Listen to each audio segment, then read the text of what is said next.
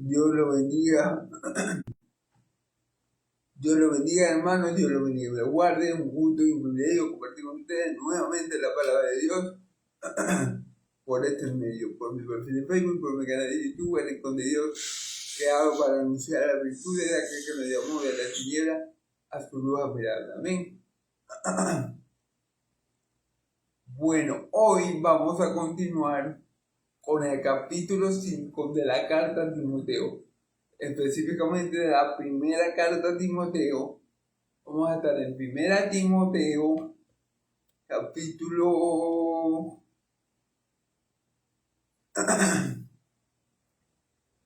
5, versículos del 12 al 25. Ok, vamos a hacer un breve resumen de lo que se dijo ayer. El apóstol Pablo en esta sección de la carta a Timoteo le va a escribir acerca de cómo un ministro de Dios debe comportarse con los demás hermanos, acerca de cómo alguien de autoridad, como iba a ser Timoteo, o como era Timoteo, debía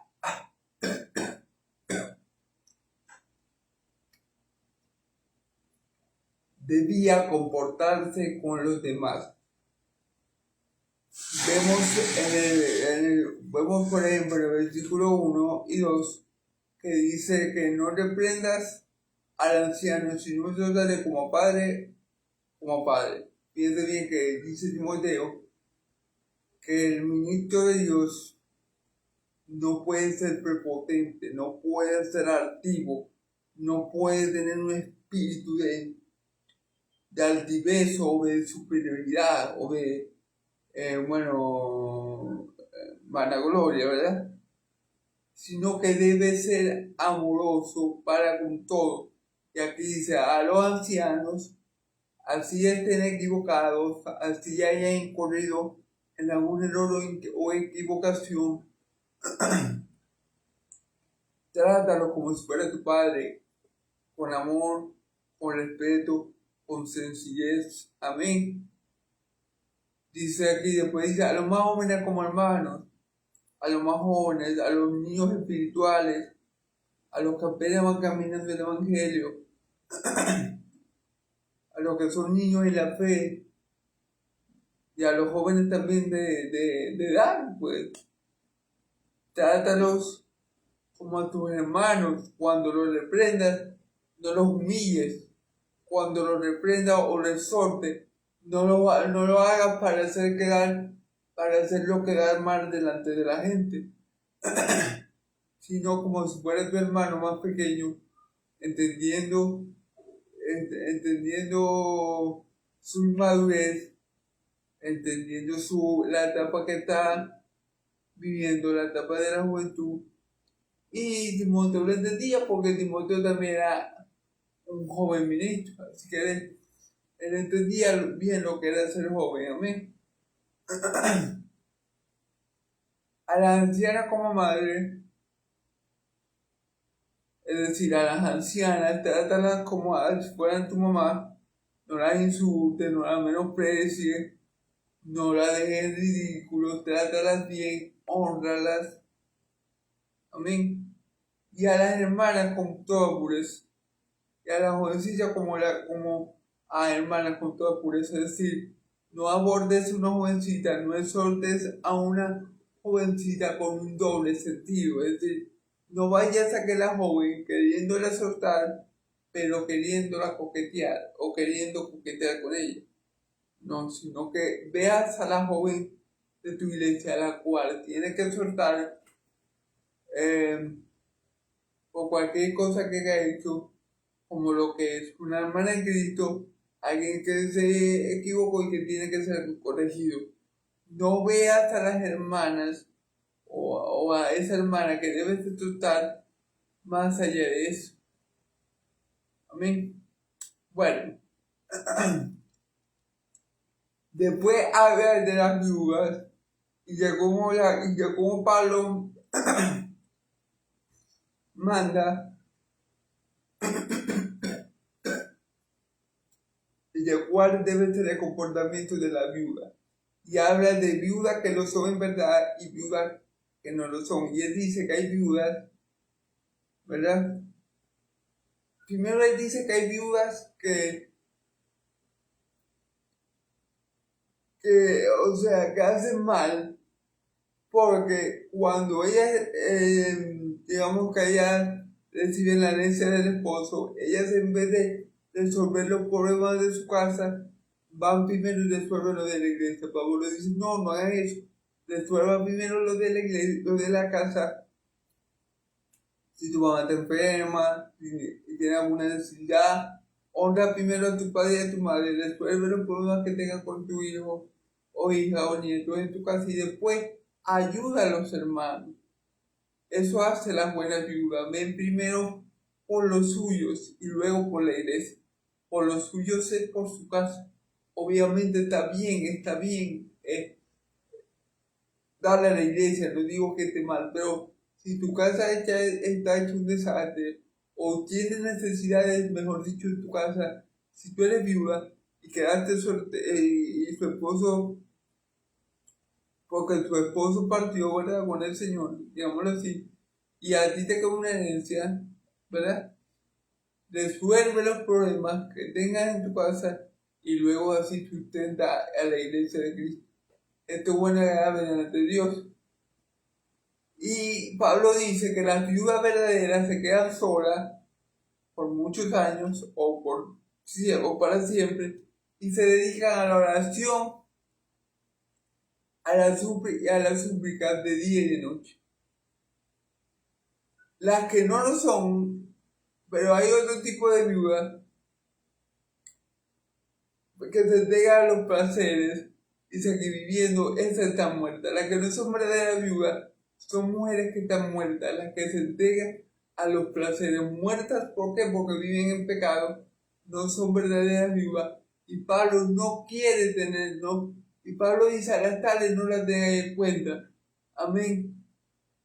Porque después dice, para hacer el resumen menos largo, no tan largo, que las viudas que son dignas de tener en cuenta por la iglesia, para que la iglesia la ayude y la administre, son las viudas no menos de 60 años, que sea esposa de un solo marido, que sirva a los santos, ¿verdad? Que sea hospitalaria, que le lave los pies y que lave los pies de los santos, o sea, que sirva a los santos y también sea una madre ejemplar. Amén.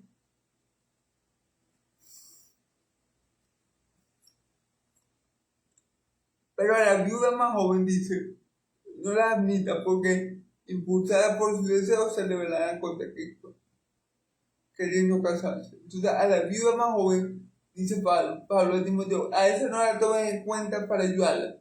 ¿Por qué? Porque impulsada por su deseo, ¿verdad?, negarán a Cristo, se rebelarán contra Cristo queriendo casarse.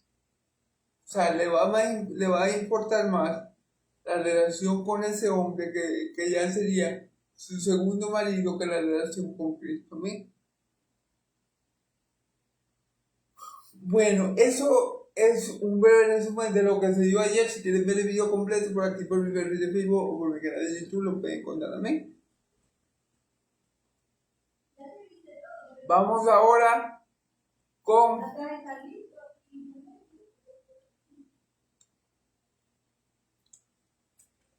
como les dije, vamos a seguir en 1 Timoteo, capítulo 5, pero de 2 al 25. Ahora vamos a leer desde el 12 al 15, al 16, incurriendo así en condenación por haber quebrantado su fe.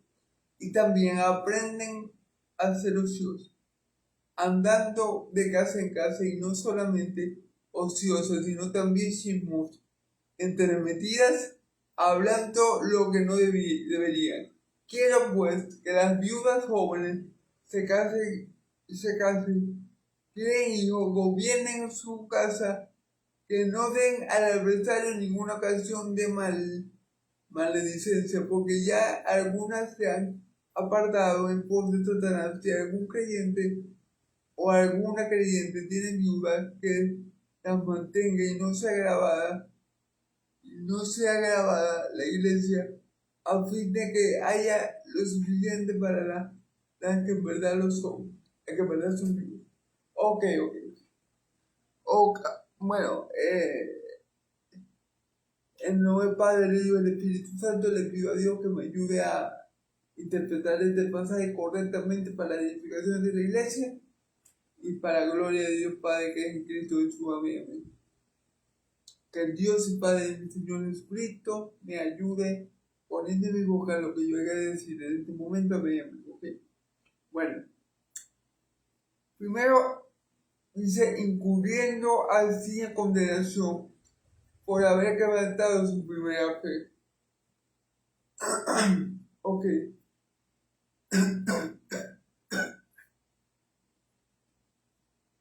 Estas viudas jóvenes que son impulsadas por sus deseos, las cuales se revelan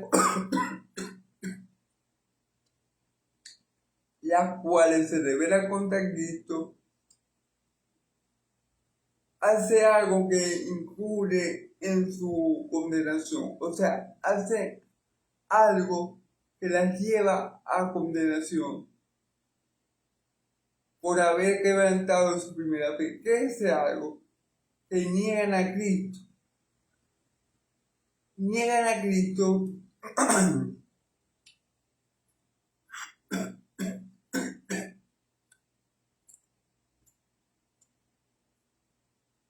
queriéndose casar con quien a ella le dé la gana, niegan a Cristo impulsada por las pasiones y deseos de su carne. O sea, no, por ejemplo, no me importa que la persona no sea creyente, no me importa, yo, por ejemplo, una mujer que quede viuda, que tenga 25 años, que sea parte de la iglesia de Cristo, o que esté bautizada,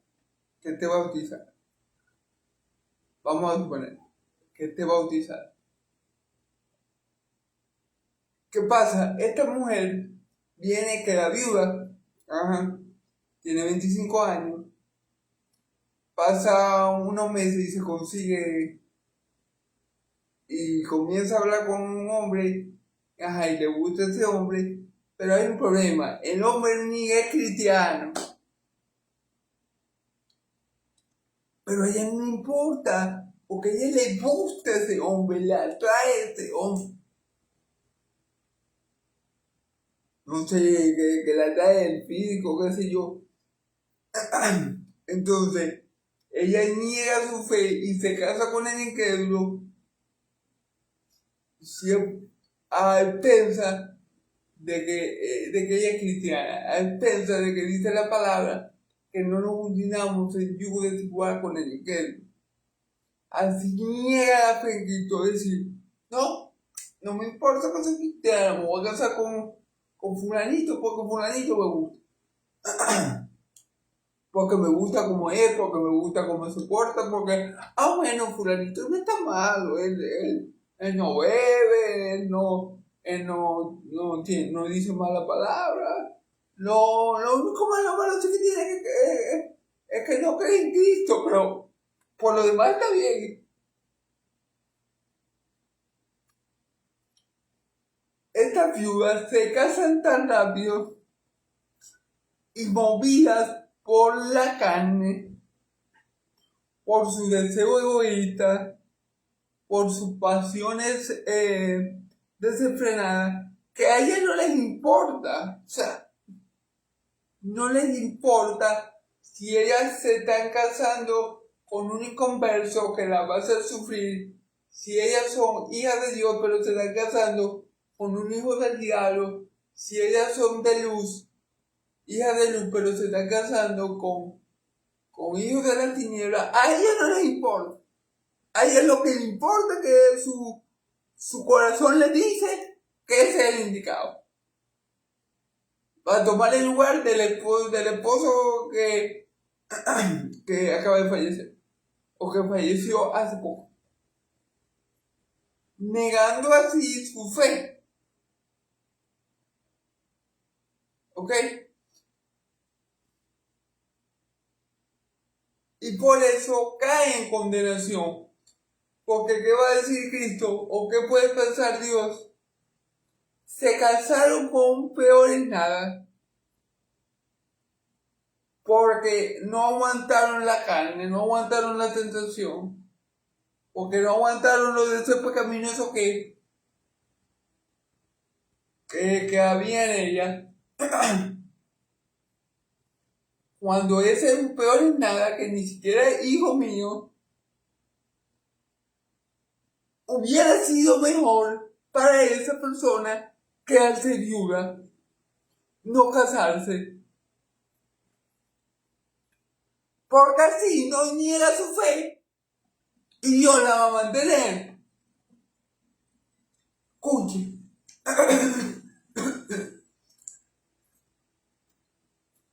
A la joven que quede viuda y se case por una calentura, o porque mi corazón me dice, a la joven cristiana, mi corazón me dice que este es mi otro esposo, o mi sentimiento, o mi sentido.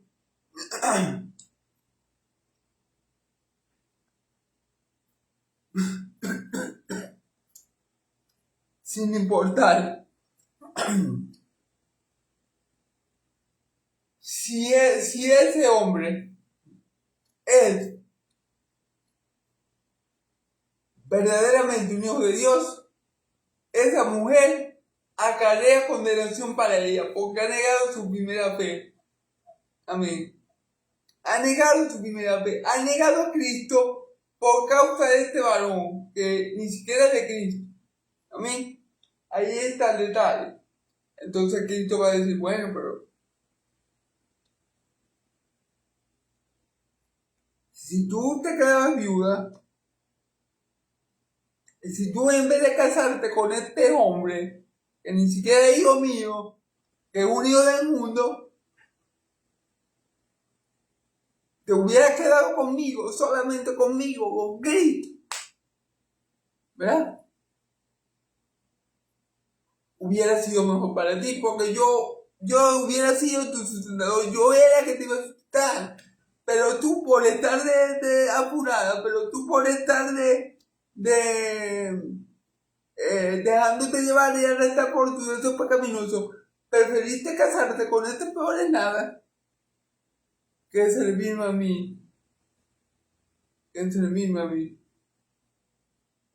Entonces acarrean condenación para ella, porque el peor en nada la va a hacer salir del evangelio. Entonces va a acarrear condenación para ella. Se está rebelando contra la voluntad de Cristo. La voluntad de Cristo no es que cuando una mujer joven quede viuda, se vaya con el primero que le pendiente. La voluntad de Cristo es que cuando una mujer quede viuda, sea joven, ya vamos a ver cuál es la voluntad de Cristo. Amén.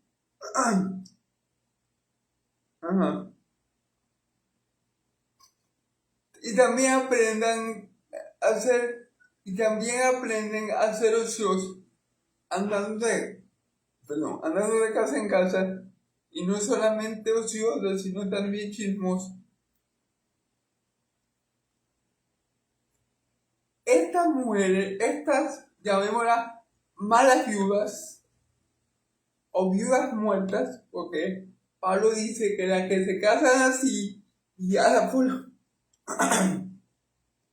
la carne, que se casa con peores nada, que se casa con la guía del mundo, porque no pueden aguantar ni un año sola. Pablo la llama viudas muertas. ¿Y viudas muertas por qué? Porque el pecado es lo que la está conduciendo a ella. ¿Ven?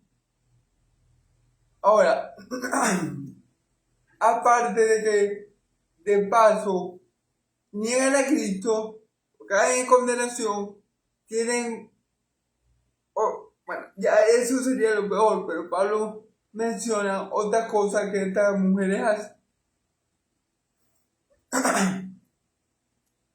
También aprenden a ser ociosas, andando de casa en casa.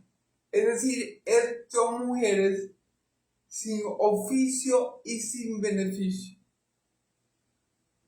Escúchenme. Son mujeres sin oficio y sin beneficio. Quieren decir que andan en vanidad, que andan sin hacer nada provechoso, que no andan en las cosas del Señor, sino en las cosas del mundo, a ver qué chisme consiguen, a ver qué escuchan de los vecinos. Es decir, su vida vale por la vida, es por la vida de los demás. Es decir, ellas no hacen nada bueno por sí mismas y lo que hacen es entremeterse en la vida ajena, estar chismoseando, estar buscando un rollo, estar buscando qué le pasó al vecino fulanito, qué le pasó al vecino,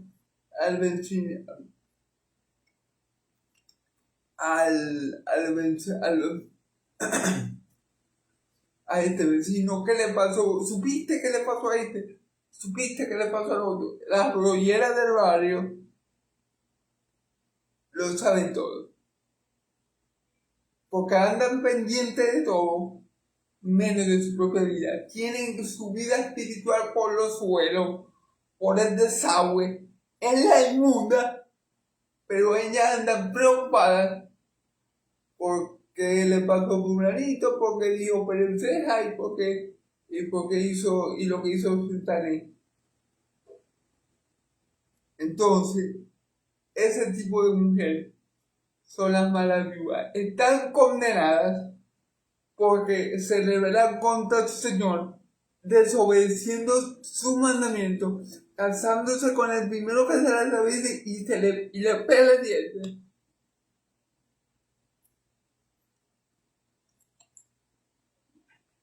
Y entonces,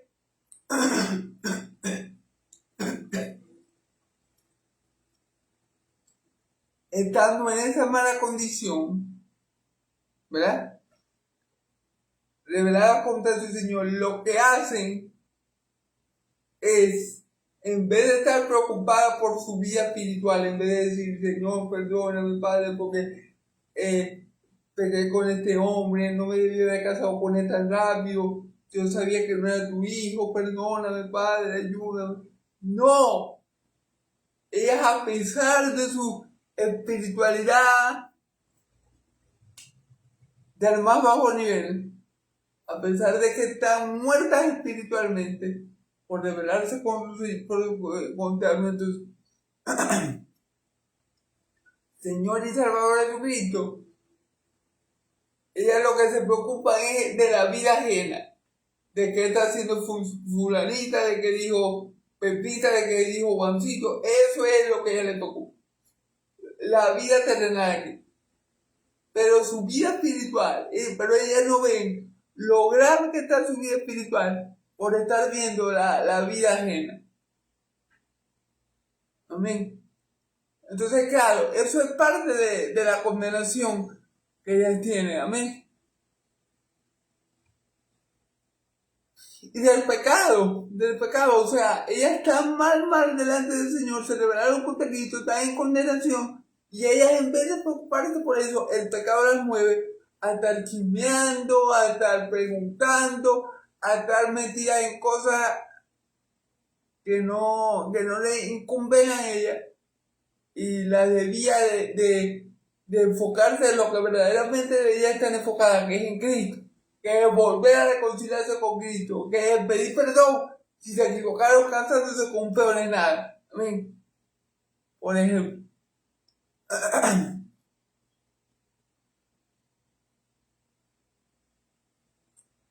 Ok. Y apenas la entrometida, ok. Ajá, chismosa, entrometida, llamamos eso. Hablando de lo que no deberían, ok. Quiero pues que las viudas jóvenes se casen, críen hijos y gobiernen su casa.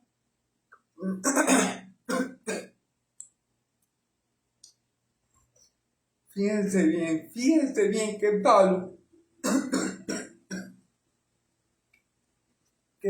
no está en desacuerdo.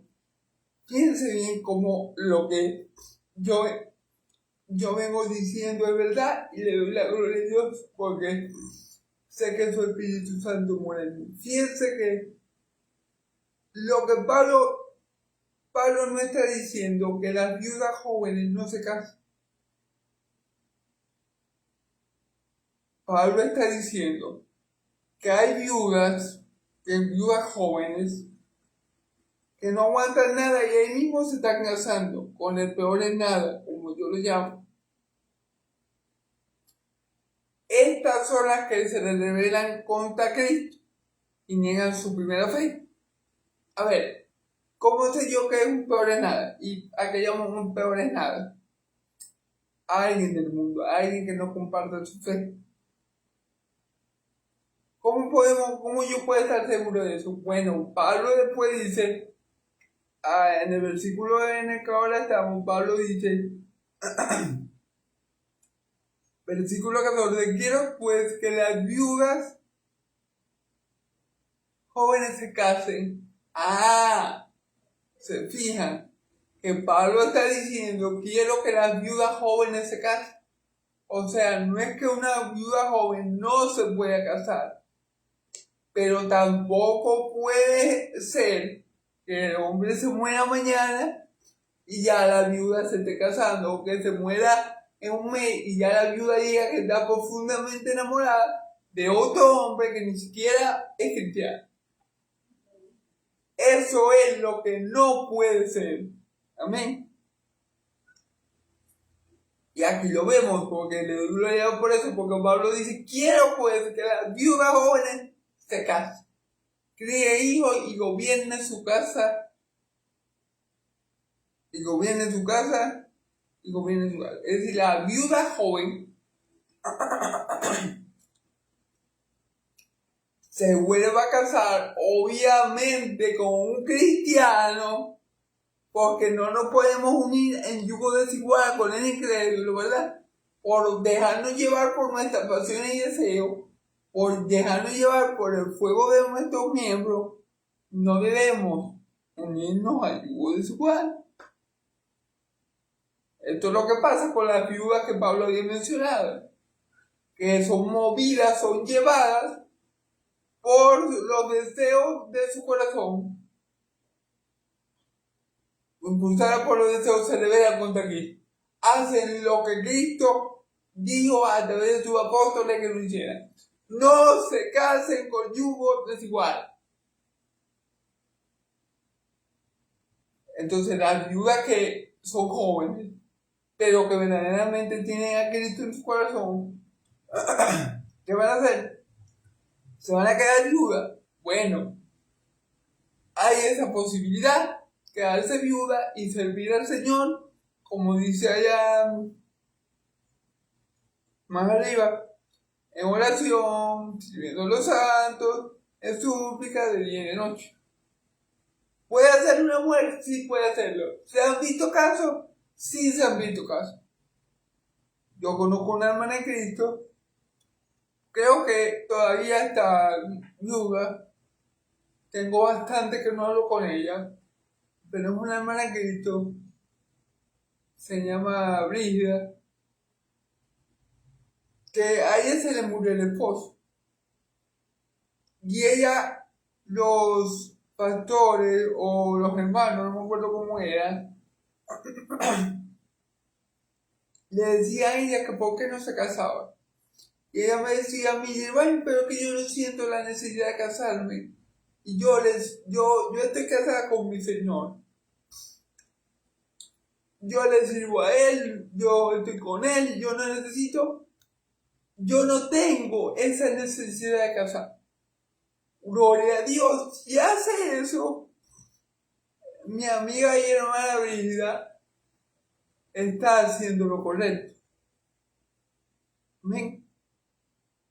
está haciendo todo lo correcto. Claro, mi amiga y hermana Brígida no es una mujer joven, ya es una señora. Pero en caso de la mujer joven, si ella tiene el don de la continencia y se dispone como mi hermana Brígida a decir, bueno, no, yo no voy a ver más hombres, yo me quedo con ese. Ya yo tuve mi primer gran amor, mi único amor, este hombre, este siervo del Señor murió, ya yo me voy a dedicar al Señor. Gloria a Dios. Pero Pablo está diciendo que las viudas jóvenes no se pueden casar de ninguna manera, ¿verdad? Pero ¿qué hace una viuda joven en caso que se pueda casar? O en caso de que se quiera volver a casar, mejor dicho. No se casa con el primer peor en nada que se le aparezca enfrente. No, con ese no se va a casar. No se casa con uno que va entrando en la iglesia, que le echó un piropo y la enamoró. No, no, se va a casar con un verdadero hijo de Dios que haya dado fruto y que no solamente ella, sino que todos hayan visto los frutos de él y den buen testimonio de él, de que verdaderamente ese hombre es un hijo de Dios. Con ese hombre, la viuda joven sí se puede casar. ¿Y qué tiene que hacer cuando se case? Bueno, aquí dice.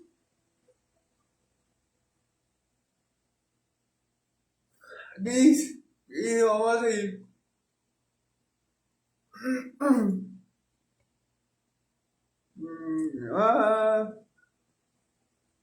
Críen hijos y gobierne su casa. Críen hijos.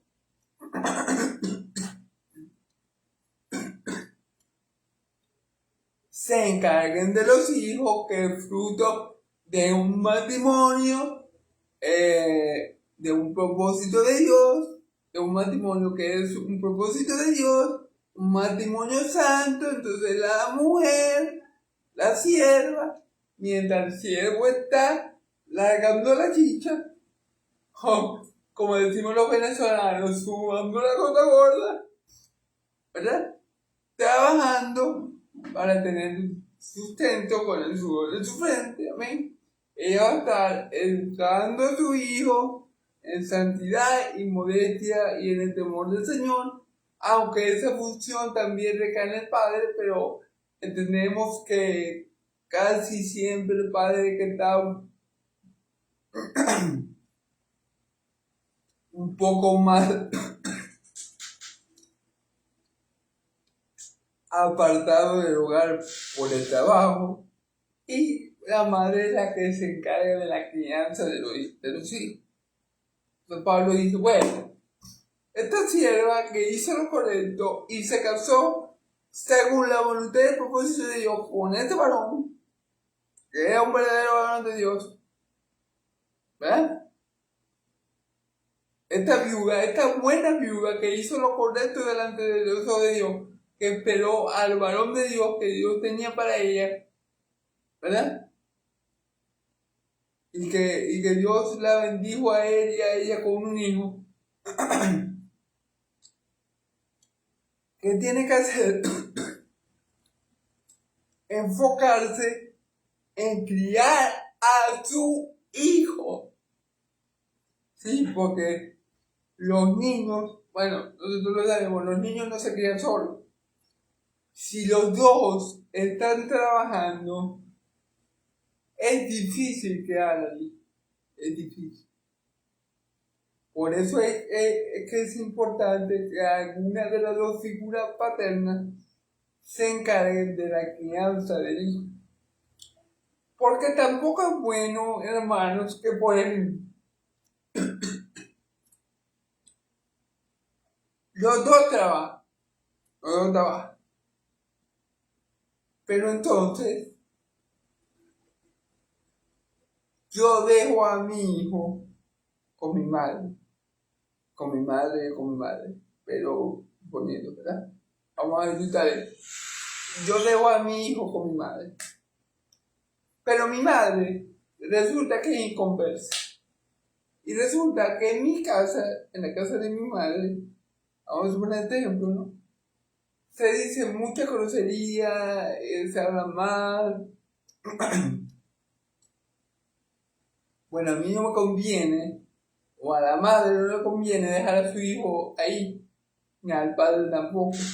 ¿Qué dice la escritura? Bueno, si esta buena viuda hace lo que demanda el Señor, se casa con un cristiano, espera el tiempo de Dios y se vuelve a casar con un hijo de Dios, y yo lo bendice con un hijo, entonces que la viuda no abandone al hijo por irse a trabajar, por ejemplo,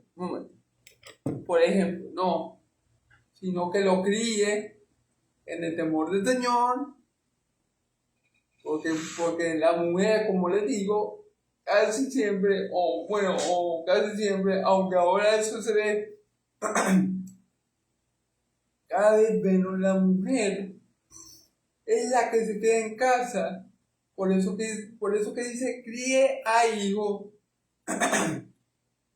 y se mantenga en casa y gobierne su casa. ¿Por qué? Porque anteriormente, ahora menos, pero anteriormente era así. Y así yo personalmente creo que es el diseño de Dios. Creo que es el correcto diseño de Dios. O sea, creo que ese es el modelo que Dios quiere que se tenga. Que la mujer se quede en casa, criando al hijo en santidad, modestia y fe, y que el hombre salga a trabajar. Claro, el hombre también puede discipular al hijo, obviamente.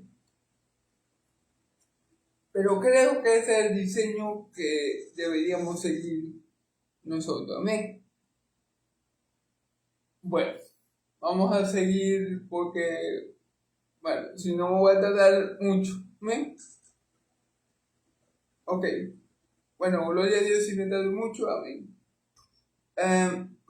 Ok. Dice, creo que la viuda puede criar a los hijos bien en su casa, que no den al adversario ninguna ocasión de maledicencia. O sea, que las viudas se porten de esa manera, críen sus hijos y gobiernen su casa, para que no le den al adversario ninguna forma por donde él pueda entrar, por donde él pueda zarandear su vida, por donde él pueda señalarla o hacer que otros la señalen. Mira, la mujer del cristiano mira dónde está, hablando, un ejemplo, que hablando con fulanito, tema mujeriego, y entonces la ven hablando sola con él. Así sea de día, usted sabe cómo la gente, estoy poniendo un ejemplo.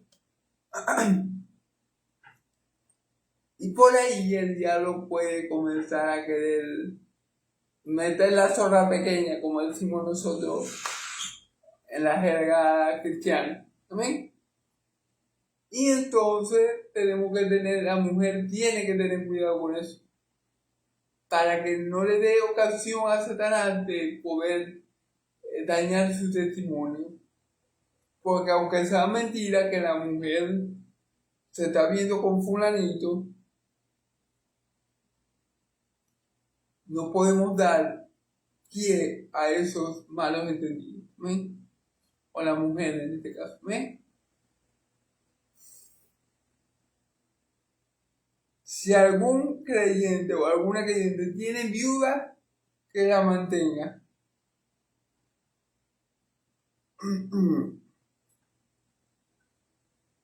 Si algún creyente o alguna creyente tiene viudas, que las mantenga y no sea agravada la iglesia, a fin de que haya lo suficiente para las que en verdad son viudas.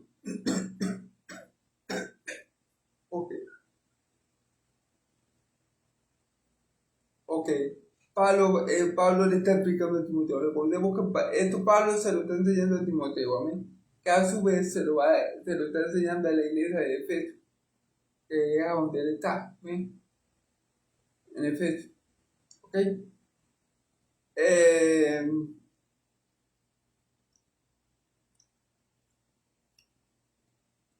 Ok, vamos a volver a leer. Ya se me perdió el... Disculpen. Vamos a ver. Si algún creyente o alguna creyente tiene viuda, que la mantenga. Es decir, si en mi núcleo familiar hay una viuda y yo soy creyente, yo debería mantenerla. Voy a repetir, si en mi núcleo familiar hay una viuda que no tiene esposo, supongamos, mi hermana que no tengo, pero bueno, supongamos que era viuda, yo, como creyente en Cristo, debo sostenerla. Amén.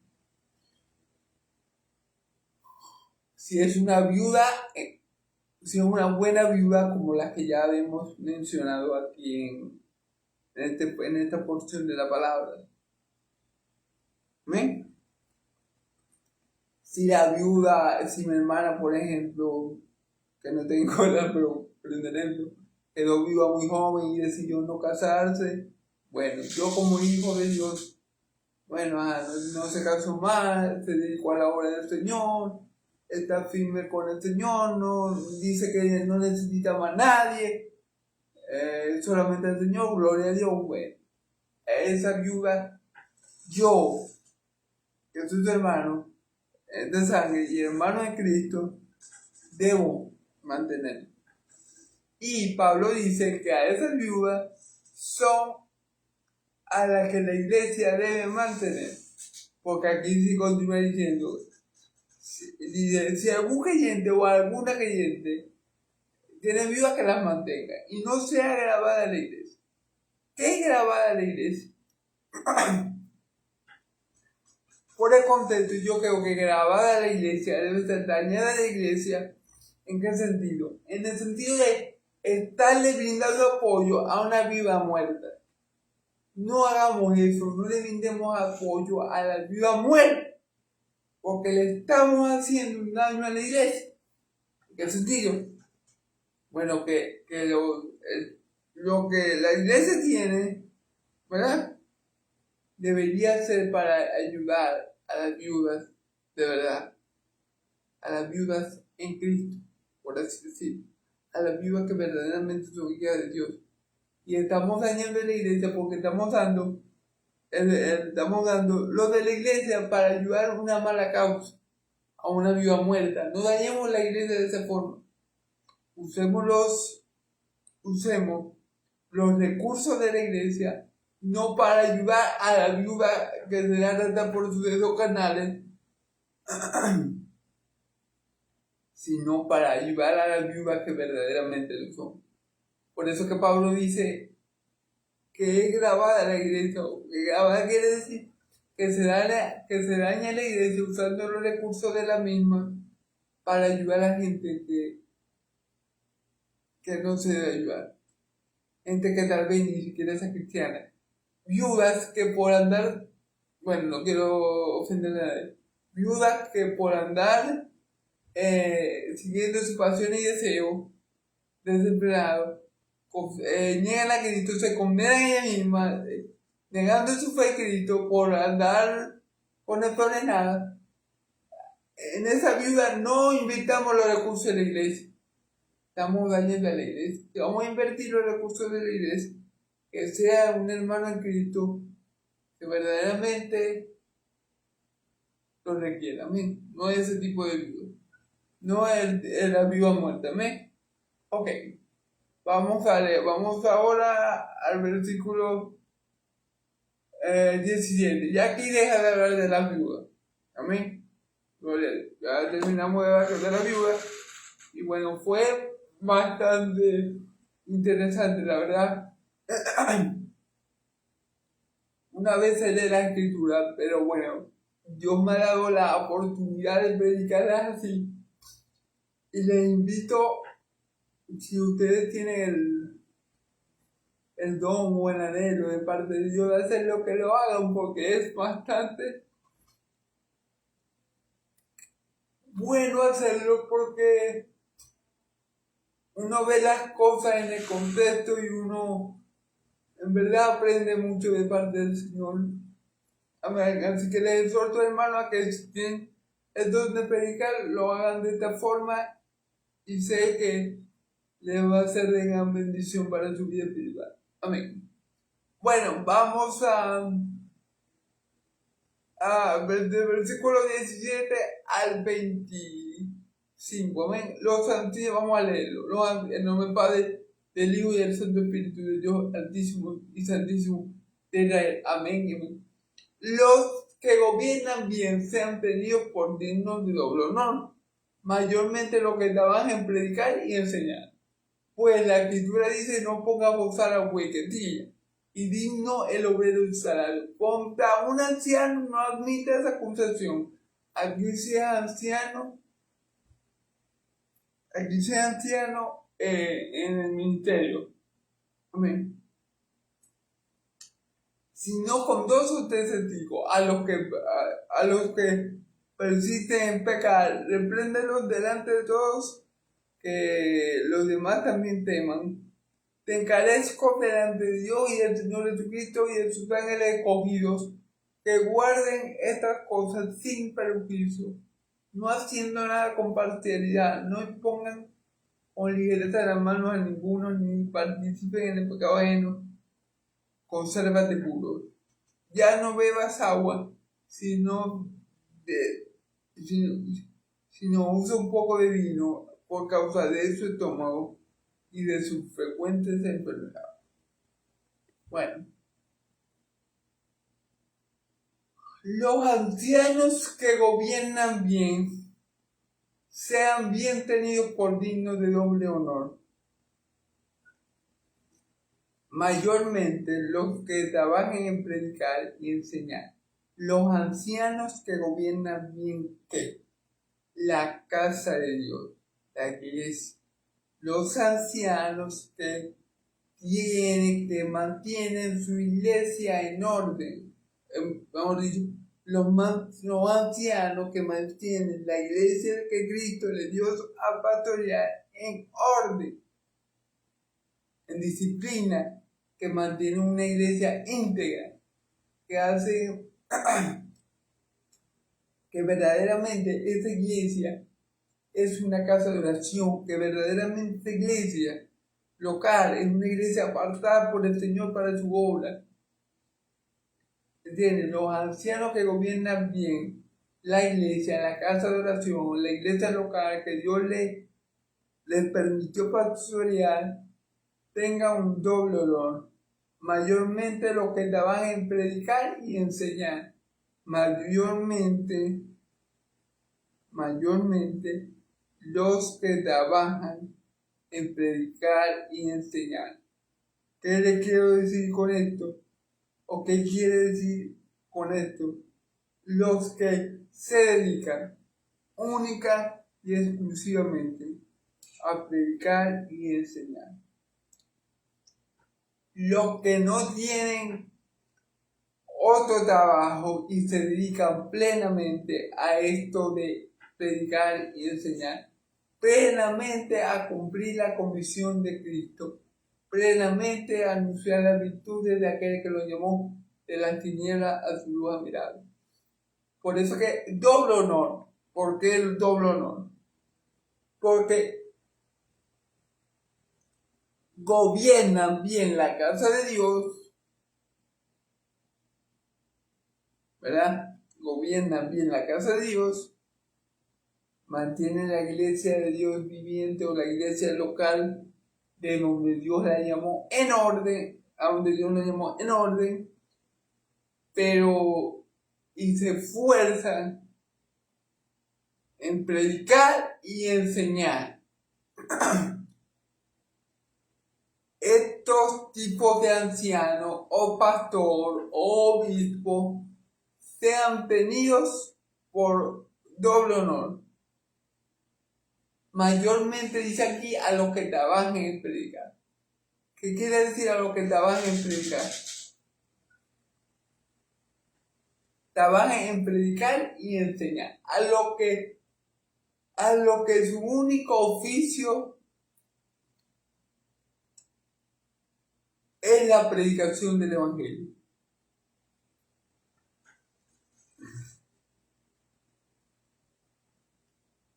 Si ese pastor anciano, hoy, como usted lo quiere llamar, de la tal manera, se puede. Es un hombre que mantiene la casa de Dios en orden, ¿verdad? Que también mantiene su casa terrenal en orden, y que el único trabajo que él desempeña con todo esfuerzo, amor y dedicación es la enseñanza de Dios, la predicación de su evangelio, del evangelio de Cristo, y la enseñanza de Dios,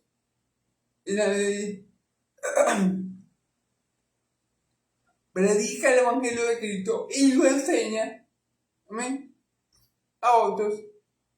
Entonces ese anciano, pastor, obispo, es digno de tener doble honor, amén, doble honor, amén. Ok, fíjense por qué sabemos que es así. Pues la escritura dice, no pongamos a la huequerdilla. Aquí mucho no le va a gustar lo que voy a decir, pero la Biblia habla claro. Un pastor, un obispo, un anciano con esta característica tienen orden en su casa. ¿Qué quiero decir con que tiene orden en su casa? Bueno, a su esposa está en sujeta en el amor, sus hijos están sujetos en el amor, gobierna bien su casa y de paso gobierna bien la iglesia, porque tú ves que entras a la iglesia, ves el orden, ves el respeto, percibes el amor de los unos por los otros, sientes la presencia de Dios.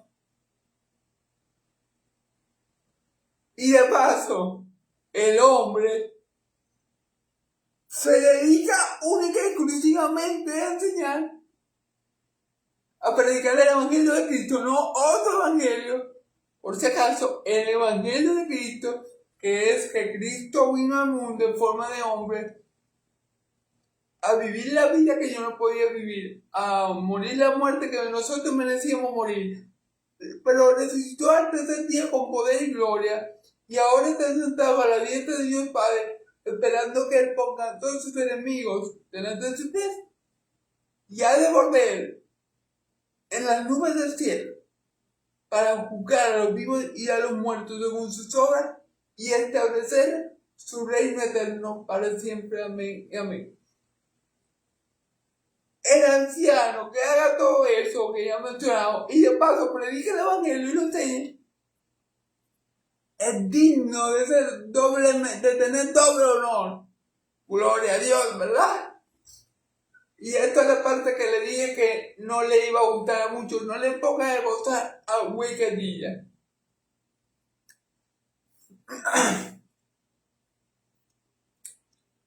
¿Qué quiere decir eso? Que ese varón, ese anciano, ese pastor, ese obispo, es digno, merece vivir del evangelio, que él puede y que él debería vivir del evangelio, que está bien que una iglesia recoja de los diezmos de ella o de las ofrendas cierta cantidad de dinero para que el pastor, que ha hecho un buen trabajo para el Señor y lo siga haciendo, se sustente. Es bíblico darle un sueldo a un pastor. Bueno, personalmente yo lo creo, ¿no? Que si un pastor tiene esta característica que estamos viendo aquí, que es merecedor de doble honor, que tiene todo en su casa en orden, que la iglesia de Cristo la mantiene en orden, que uno puede ver el trabajo de ese pastor, y que de paso el pastor predica la sana doctrina que ya compartí hace unos instantes. Ese pastor, hermano, es digno de comer del altar. No le pongas gozar al güey que trilla. Él está trabajando para el Señor. Él merece comer del fruto de su trabajo.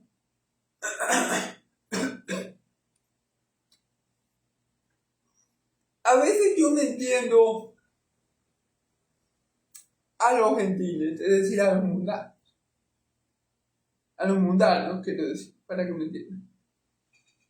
¿Y por qué, hermano? ¿Por qué no entienden los gentiles a los mundanos?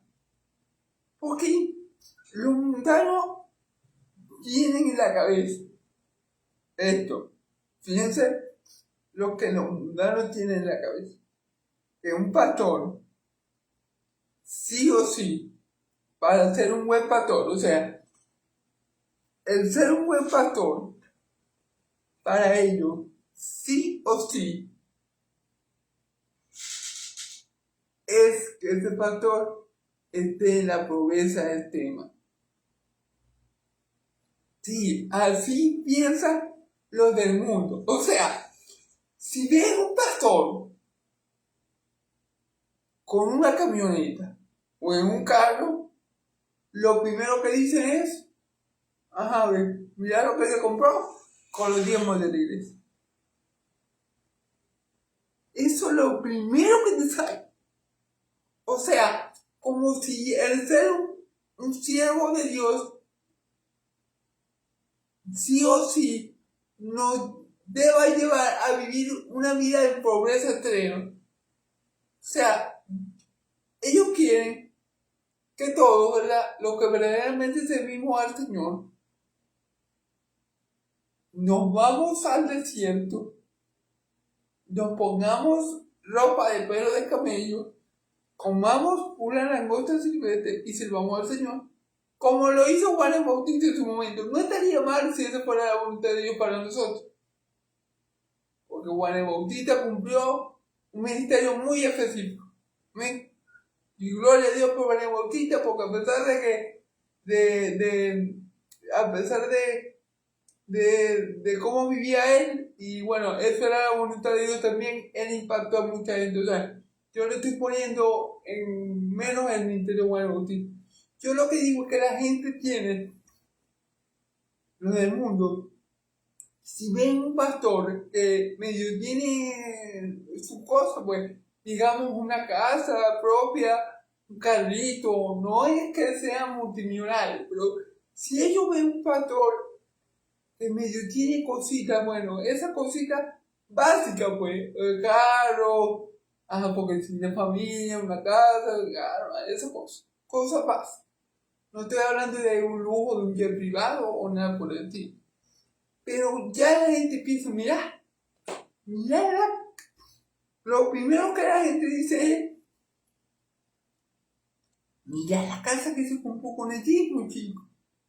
Está robando esa pobre gente. No, no está robando. Si es verdad que él se compró ese diezmo con la casa, escúchame bien, si supongamos que es un pastor, supongamos que estamos hablando de un pastor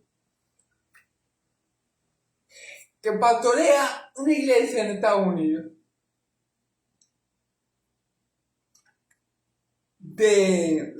supongamos que es una iglesia medio grande, supongamos que tiene 250 personas.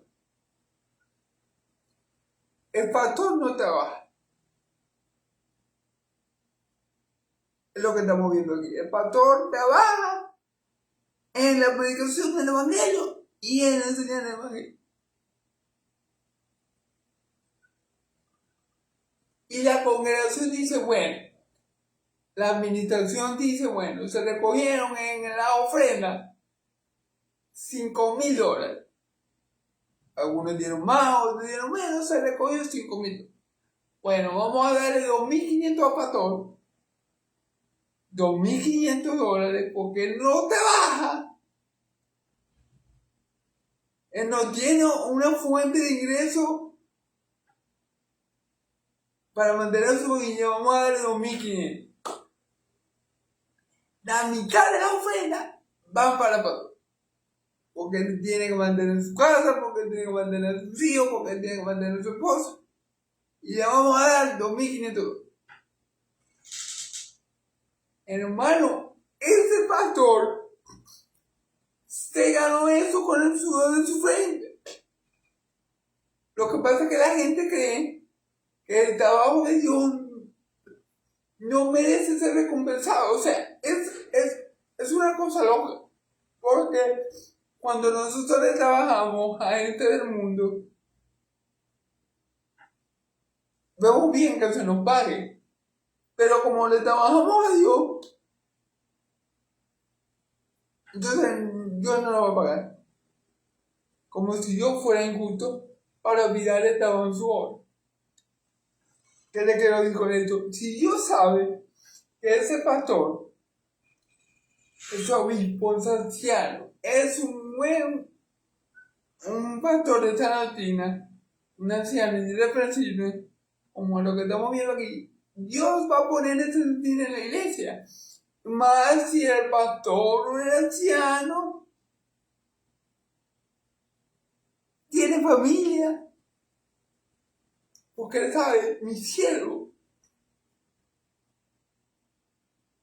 predica la palabra de Dios y la enseña bien. Y de paso su familia está en su versión y me temen y me respetan. Como yo no le voy a proveer a él. Entonces él pone en el corazón de los hermanos que la mitad de los diezmos se los den al pastor. Ya, y la otra mitad lo hagan para lo que tenga que hacer la iglesia y punto. Pero la gente dice, no, el pastor tiene que estar quebrado, tiene que estar pelado. Y estoy usando expresiones de aquí de Venezuela, pelados que no tienen ni dónde casi muertos. O sea, cero cuenta bancaria en bancarrota.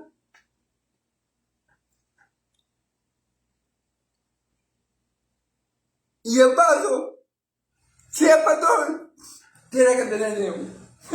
No, mentira, ya eso lo estoy exagerando, pero ustedes me entienden. Así ve la gente. Y Dios nos dice aquí, no ponga a forzar la huequetilla. Y luego hace como una repetición, un énfasis en eso. Porque dice, y digno es el obrero de su salario. Claro, hermano. Claro. Yo le daba al Señor, únicamente, exclusivamente al Señor. Está bien que yo reciba del Señor la justa retribución por mi trabajo. Así de sencillo. Amén. O bueno, en el caso de los ancianos, de los pastores que tienen familia, yo no tengo familia. Para ahora yo ahorita estoy soltero. Y lo que Dios me quiera dar es bien recibido. Amén. Pero un pastor que se dedica a una iglesia de no sé cuántos miembros, de 200 miembros, de 100 miembros, y que tiene la iglesia como una tacita de plata, ordenada, bien bonita, bien santa, y que de paso tiene su casa de la misma manera, y que de paso predica la escritura, la sana doctrina, y la enseña, es más que digno de que sea mantenido por la congregación. Contra un anciano no admita acusación, sino con 2 o 3 testigos. Esto es algo del Antiguo Testamento. Todas las acusaciones que se iban a llevar a cabo tenían que ser con 2 o 3 testigos. Es decir, si yo veo a un anciano en algo mal, un ejemplo, no, vamos a poner de ejemplo. A mí me llega me llega un hermano y me dice, me llega un hermano y me dice, vale, yo vi al anciano tal, igual, con una hermanita por allá solo, estaba raro. Yo no le tengo que dar oído a esa acusación. Esa persona me tiene que traer otra persona que haya visto lo mismo para yo poderle dar validez a esa acusación. Por eso, cuando lo de mi Señor Jesús se acuerdan en los evangelios, que si no me equivoco, creo que es el Lucas. Ustedes saben que yo tengo muy mala memoria para los versículos bíblicos, para los números. Pero en los evangelios, los fariseos hijos del diablo, los fariseos, buscaron dos testigos falsos y que dijeron, bueno, me acuerdo de uno que dijo que no, él dijo que en 3 días él iba a destruir el templo. Y es una mentira, mi Señor Jesús no dijo que en 3 días iba a destruir el templo. Y buscaron otro que dijera otra mentira. Buscaron dos testigos, pero los dos testigos eran falsos y se contradecían entre ellos. Porque eso estaba escrito en la ley de Moisés. Así que ellos estaban obrando y que conforme a la ley de Moisés o interpretando la ley de Moisés a su conveniencia porque fueron dos testigos falsos. Ahora aquí en la iglesia se aplica lo mismo. Si van a acusar a un pastor, si alguien me va a venir a acusar mira, yo vi al pastor fulanito, yo lo vi, vamos a poner otro pecado, porque siempre pongo el pecado sexual, que es el más como llamativo, escandaloso, sí, pero supongamos, yo vi al pastor fulanito sacando del cofre de las ofrendas dinero. Eso es grave, ¿verdad? Yo no puedo tomar esa acusación como válida si no es que esa persona me busca dos testigos más. Para que por dos testigos sea comprobado toda acusación y ahí podamos proceder. Amén. A los que persisten en pecar, repréndenos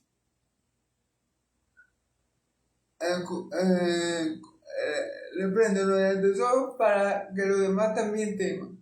Ok, fíjense bien. A los que persisten en pecar, a los que recurren a un pecado, una y otra vez, lo reprenden delante de todos para que también teman. O sea, para dejarlo como ejemplo. Que está mal pecar, que está mal vivir en pecado,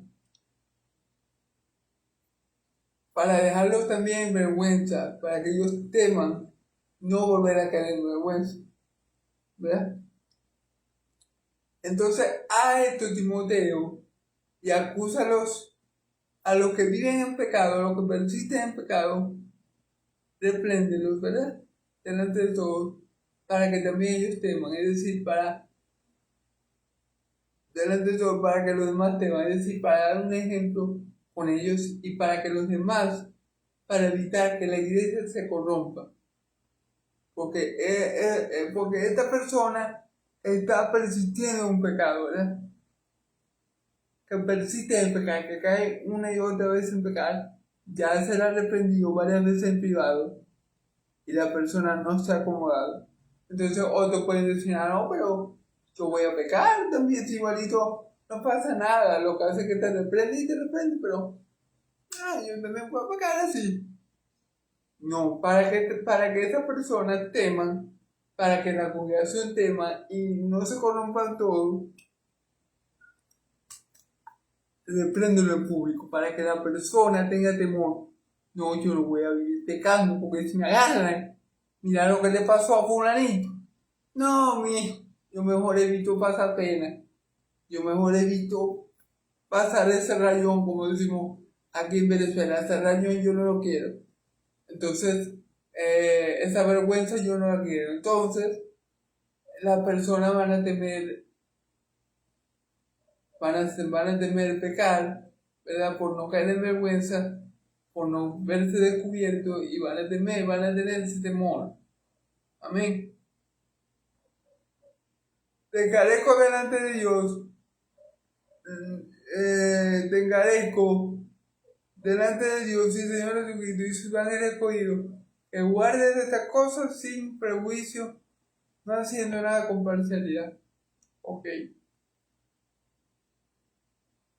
Fíjense que aquí dice, te encarezco delante de Dios y del Señor Jesucristo. Es decir, esto que te estoy pidiendo, esto que te voy a pedir es una petición solemne. Es decir, es una petición que te hago en el nombre del Padre y de mi Señor Jesús. O sea, es una petición que yo quiero que me la cumpláis, Timoteo, y por eso que quiero que me la cumpláis, te lo estoy pidiendo en el nombre del Padre y en el nombre de Dios. Y de sus ángeles escogidos, mete a los ángeles, a los escogidos. Cuando aquí dice, y de sus ángeles escogidos, miren hermano, los ángeles que cayeron, que pecaron contra Dios, lo que ahora conocemos como demonios, no eran escogidos. Podríamos llamarle ángeles réprobos. Los ángeles escogidos por Dios fueron los que no se contaminaron con el pecado, o con el origen del pecado que ocurrió allá en el cielo. Ellos no se contaminaron porque eran escogidos por Dios y Dios los guardó. Pero los demonios, los ángeles rebeldes, esos no eran ángeles escogidos y pecaron contra Dios. Así le puedo explicar esto. Bueno, de esto podemos hablar un rato, pero como no tengo mucho tiempo, entonces voy directo al punto. ¿Ven? Que guardes estas cosas sin prejuicio, no haciendo atención, no haciendo nada con parcialidad. Es decir, poner de ejemplo. No, a mí me cae bien el pastor Sánchez, el pastor Luis Sánchez. Pero yo vi que el pastor estaba ya con un movimiento raro, con una manita o algo así. No, pero yo a él no le voy a decir nada, yo a él no le voy a reprender, yo a él no le voy a reprender ni a soltar. No, porque él es el pastor y es amigo mío, yo no lo voy a reprender, lo voy a soltar, no. Que haga y que haga lo que le quiera y bueno, que Dios lo... No, o sea, no podemos acahuetear el pecado de los que, por ejemplo, caen repetitivamente. No podemos acahuetear el pecado. Ni siquiera podemos acahuetear la acusación que se le haga a un siervo de Dios.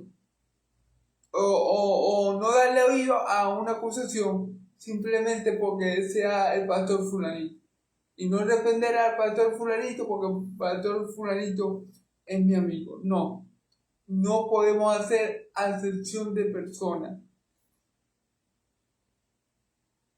No podemos hacer eso con parcialidad. ¿Y por qué?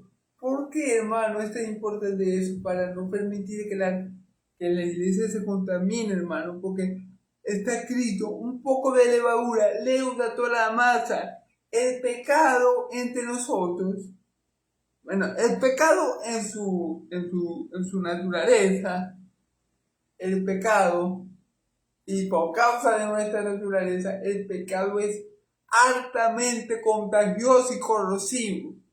Es decir, si yo le dejo pasar al pastor fulanito un pecado y que él siga pecando con la hermanita y no lo reprendo, ni lo acuso, ni nada por el estilo, poniendo ese ejemplo, ¿verdad? Se me va a contaminar la iglesia, porque los varones que se den cuenta, pero sí, si él puede, yo también puedo. Se me va a contaminar la iglesia. Un poco de levadura leuda toda la masa. El pecado es altamente corrosivo y contagioso. Como una lepra, mejor dicho, una lepra espiritual. Y eso se pega al toque. Para que me entiendan. Entonces, por eso es que hay que que no podemos tener esa parcialidad, amén, para no dejar que el pueblo de Dios se contagie. Imagine, ¿por qué cree usted que Dios no dejó pasar por alto el pecadillo de Moisés? O sea, el pecadillo de Dios porque no fue algo tan grave, aunque sí, todo pecado es grave. Pero ¿por qué creen ustedes que Dios fue tan severo con el castigo a Moisés? Porque él tenía que dar el ejemplo para que los demás no hicieran lo mismo que Moisés. Ese es el punto. Dios hubiera podido ser parcial con Moisés y decirle, no, pero fue un pecadillo, como lo acabo de decir yo, no lo voy a castigar tan fuerte. Le doy un castiguito ahí, pero no es que no lo voy a dejar entrar a la tierra de Canaán. No, pero el pecado es altamente contagioso. Por eso es que Dios manda en el Antiguo Testamento a que los falsos profetas sean apedreados, a que las adúlteras también. ¿Por qué? Porque son pecados muy contagiosos y que practicaban los otros pueblos, y Dios no quería que su pueblo santo se contagiara con esos pecados. Amén. Por eso es que no se puede tener parcialidad en cuanto a eso. No imponga con ligereza las manos a ninguno ni participes en pecado ajeno. Consérvate. Sí, no es que va a llegar un nuevo en la iglesia y de repente va a tener una semana y yo lo voy a enviar como líder. No. Yo tengo que ver bien los frutos de la persona, yo tengo que ver bien cómo anda, yo tengo que ver bien cómo vive, yo tengo que ver bien cómo habla, yo tengo que ver bien yo tengo que ver bien cómo se comporta cuando trabaja, cómo se comporta cuando no está en la iglesia. Y entonces ahí yo impongo manos para no ser partícipe en pecado ajeno. Porque si yo pongo mano y él va y pega, entonces, entonces no imponga las manos con ligereza. Un consejo que Pablo le da a Timoteo, y consérvate puro. Amén. Dice aquí un consejo que Pablo le da también a Timoteo. Ya vamos a terminar, hermano. Ya tengo que terminar porque tengo un compromiso. Ya no bebas agua si no usa un poco de vino por causa de tu estómago y tus frecuentes enfermedades. Fíjense que Pablo aconseja a Timoteo que beba vino a causa de sus enfermedades estomacales. En lo particular, hermano, yo pienso que un cristiano no se puede beber vino, pero también respeto a los que dicen que no se puede. Les puedo dar versículos bíblicos, pero para no extender mucho el tema, voy a continuar. Amén. Los pecados de algunos hombres se hacen patentes antes que ellos vengan a juicio, más otros se les descubren después. Sí, hay pecados que Dios los manifiesta a la iglesia para que la iglesia ore por él, para que la iglesia interceda, para ver si ese hermano tiene posibilidades de restauración. Y bueno, esos son los pecados que son evidentes, o sea, que la gente sabe que está pecando, y que buenos hermanos de Cristo oran por ese hermano, lo llaman al arrepentimiento. Ese hermano tiene más esperanza de ser perdonado, de arrepentirse y de volverse a Cristo. Pero triste es cuando los pecados maosos se le descubren después. Sí, pero triste es que ese hermano nunca se confiese y entonces sea descubierto. Hay pecado, o sea, lo que Timoteo que quiere decir aquí, que hay pecadores o hay pecados que se ven, que se descubren fácilmente, que Dios los revela fácilmente, pero hay pecados que como puede decir, pero hay pecados ocultos que solamente conoce Dios, pero Dios a su debido tiempo también los manifiesta a la iglesia, y esos son más peligrosos. Amén. Y lo que hacen más daño. Amén. Así que hay que tener cuidado con todo tipo de pecados, pero más que todo con los ocultos, que son los que más daño hacen. Amén. Asimismo se hace manifiesta las buenas obras, y las que son de otra manera no pueden permanecer ocultas. Claro, las buenas obras, si yo estoy haciendo una buena obra, yo no la voy a esconder, yo la voy a hacer a la luz del día para que el mundo vea y glorifique a Dios por la buena obra que estoy haciendo, como dice Jesús, para que, como dice nuestro Señor Jesucristo, para que viendo nuestra buena obra glorifiquen al Padre. Amén. Pero la obra que yo sé que está mala, yo no la hago a la luz del día, yo la trato de hacer oculto, que nadie me vea, pero resulta que Dios lo ve todo. Y que Dios tarde o temprano va a sacar a la luz esas malas obras que yo estaba haciendo, amén, por dar algunas. Entonces, bueno, hermanos, Dios ya me lo bendiga y me lo guarde, ya ve a haga resplandecer su rostro de ustedes, ya ve alce su rostro de ustedes y pongan ustedes paz, que la paz de Dios de Israel y la gracia de mi Señor Jesucristo, de nuestro Señor y Salvador Jesucristo, sea sobre todo su pueblo santo, y el pueblo de Dios dice amén y amén. Bendiciones, hermanos, sigan perseverando en la fe, porque el trabajo en la obra de Dios, de nuestro Dios y Salvador Jesucristo, no es en vano. Amén. Yahvé me lo bendiga, Yahvé me lo guarde, se lo vivo en el nombre de Jesucristo, el justo, su único amado Hijo, mi Rey y Salvador y mi Dios, al cual le sirvo y le serviré. Amén y amén.